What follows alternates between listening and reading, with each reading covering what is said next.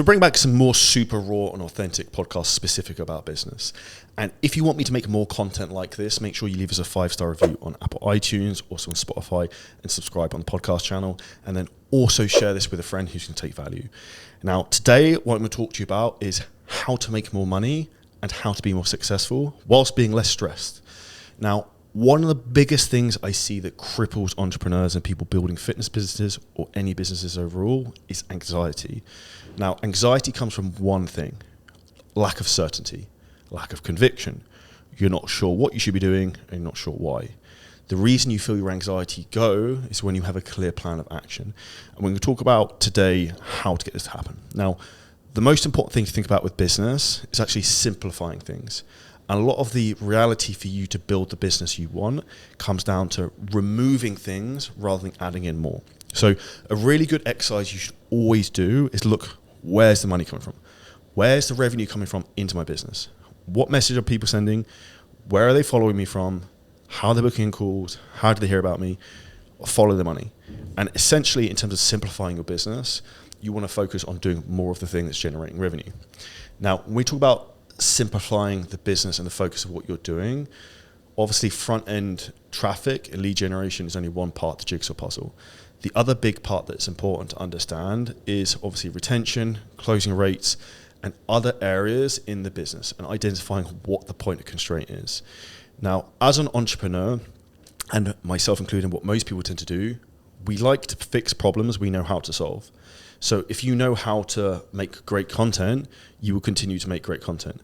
But if you're shit at sales and you're terrible at maybe even hiring phone closers, you will not want to deal with the problem because you don't know how to fix it yet. The reality is you cannot make more content, get more traffic to fix a sales problem. So the reality of what you need to do is you need to fix the problem you actually have. Now, an exercise that's really important to do every single month is sit down and have an actual audit of what you're doing. I could put a document below this podcast and below the video where you can get a copy of this. And this is really an idea for you to work out what the points of constraints are in the business and have a reflective and review process in terms of what you're doing. The most important thing you need to do as an entrepreneur with your business is actually put your brain in and think. The reality of what most people do is they're like headless sheep. They're doing the same thing on repeat every single day, posting the same Instagram stories, posting the same IG carousels, coaching the same clients, sucking at the same sales calls. But the reality is, if nothing changes, nothing changes. So you have to identify what the thing is that's slowing you down and then obsess granularly on fixing on that one problem.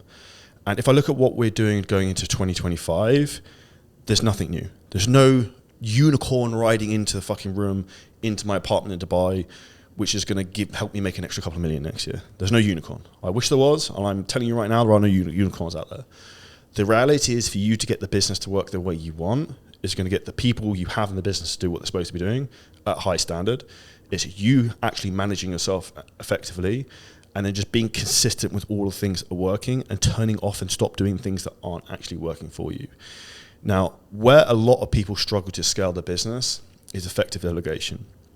Now, if you look how some entrepreneurs are incredibly successful and others are less successful, and I see this with coaches we work with, we have some coaches who make 10K a month. We have Aliyah Mars who made $233,000 last month. They all have the same amount of hours in each day. Yet they do different things. They have different amounts of leverage, and one will delegate more than others. So as your business grows, what you need to focus on actually learning new skills, and your attitude in terms of how you work within the business actually has to change. So if you're making 5K a month, 10K a month or less, respectfully or not, whether you like this, it is what it is. You're in the eat shit phase where you just have to grind and you have to do a lot. It's all going blazing. You can have to figure things out. You have to learn really quickly.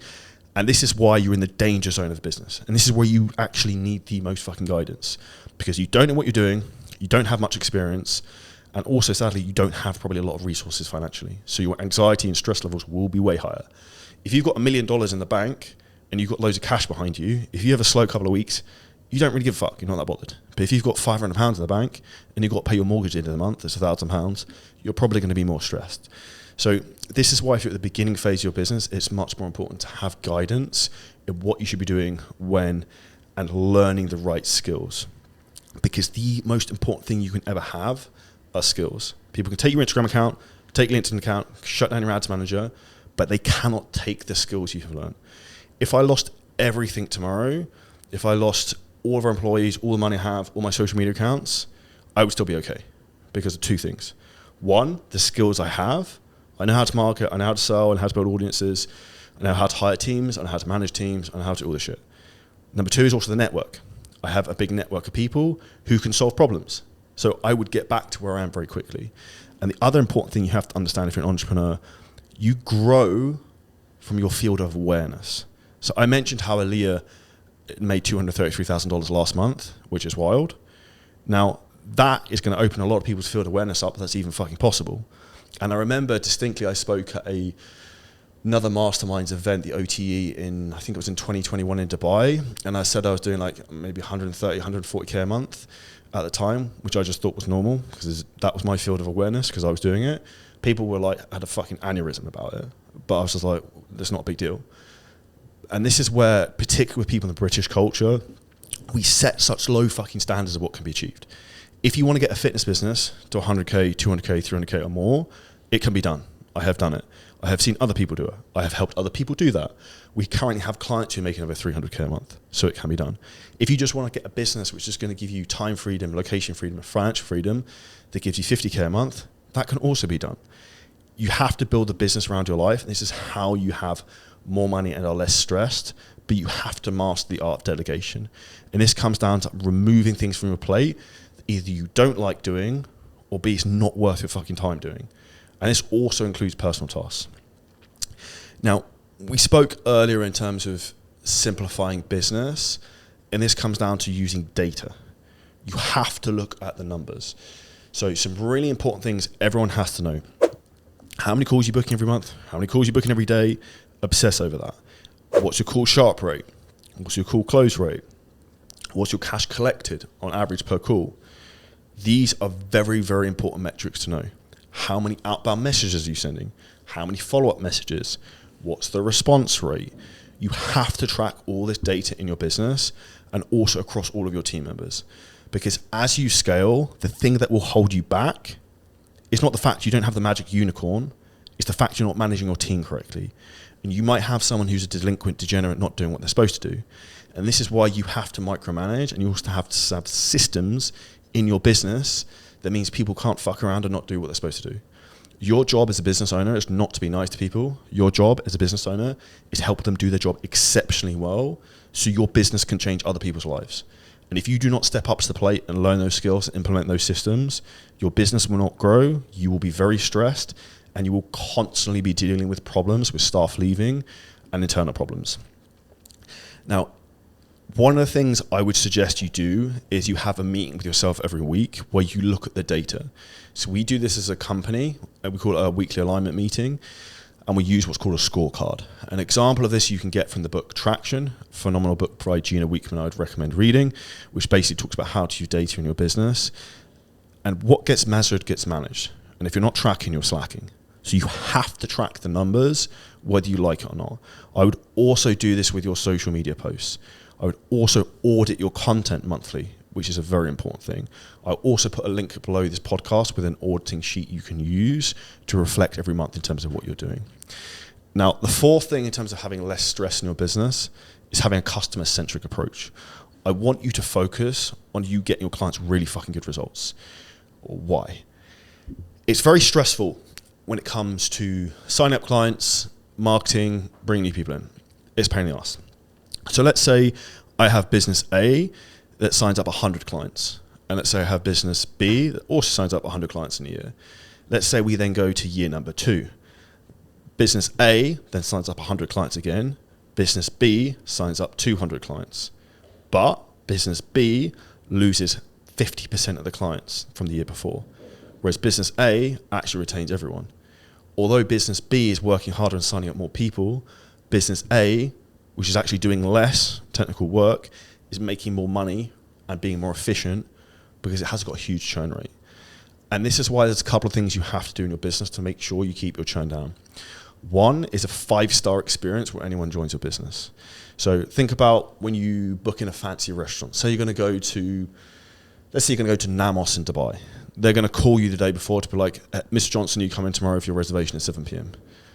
Good customer service, right? They'll ask, have you got any allergies? Is there anything you don't want? Is there anything you want for the table? Is it a special event? Is it a special occasion? Whatever. Think, what would a 5-star hotel, what would a 5-star restaurant do? And that's how your onboarding experience needs to be. The second thing is your coaches have to have a great relationship with your clients. If they do not, the client will not stay on. And this is where you also have to have coaches who are congruent with the clients. So let's say, for example, your coach isn't in great shape, yet your fitness business is teaching people how to create body transformations. There's probably a lack of congruency there, right? The client is probably not going to respect the coach, because if the client is in better shape than the coach, that's a big problem. And thirdly, if you're not tracking, you're slacking. So what I would do, I would make sure that you're tracking the churn rate of all of your coaches, and I would also be reviewing the response rates and reviewing their check-ins.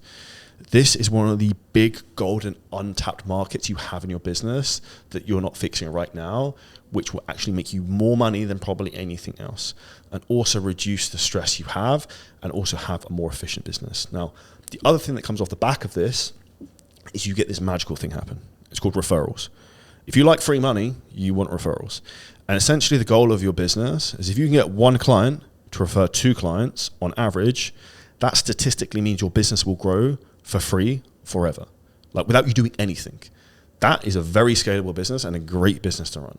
And that should be the goal of what you're doing. So in your business, you want to have referral targets for yourself and for your coaches in terms of how many referrals you're getting every month. And then the last thing I want to talk about is continually adapting to the marketplace and what's happening. In particular, if you look at like what's happening from a marketing perspective. So the algorithms, the platforms, all these things are constantly changing. And the biggest reason a lot of people don't actually see the progress they want, or they get left behind, is they're using outdated strategies that people taught them in 2020 that used to work, that don't work right now. And this is where me personally, we've spent an exorbitant amount of money on our own media team. We spend a huge amount of time in research into content. I posted over 7,000 times on Instagram. We've got multiple podcast channels, YouTube channels. We've done over 600 fitness podcasts alone, let alone how many business podcasts we have now. We know how to make content and we know what works. And also through the network I have of some of the highest up people in the media industry and content, I know what's going to happen in terms of the algorithms and also with the platforms over the coming months. So the big thing you have to do, stay open-minded and adapt. But I mentioned earlier in this podcast about reflecting and reviewing your content. You can only adapt if you actually look at what's working. And going into the next phase of social media, the biggest things that are going to matter are the quality and also the authenticity. And that's you being congruent with your audience, you being the attractive character, and you being the leader and turning up every day. And if you do these things with your business and you actually try and simplify the approach, you will have less stress, you will make more money, you will be happier. And because you're less stressed and you're happier, you make better decisions, you want to work on the business more, and it's that snowball effect. And that's how you can turbocharge your business in the next 12 months. If you took value from this podcast, make sure you leave us a review. Make sure you share this with a friend who takes some value from it, who needs maybe a kick up the arse. And if you want help in terms of scaling your own business, feel free to drop a message over on Instagram or hit the link below this podcast, and you can book in a free call to find out how we can help you. And we'll see you in the next episode very soon.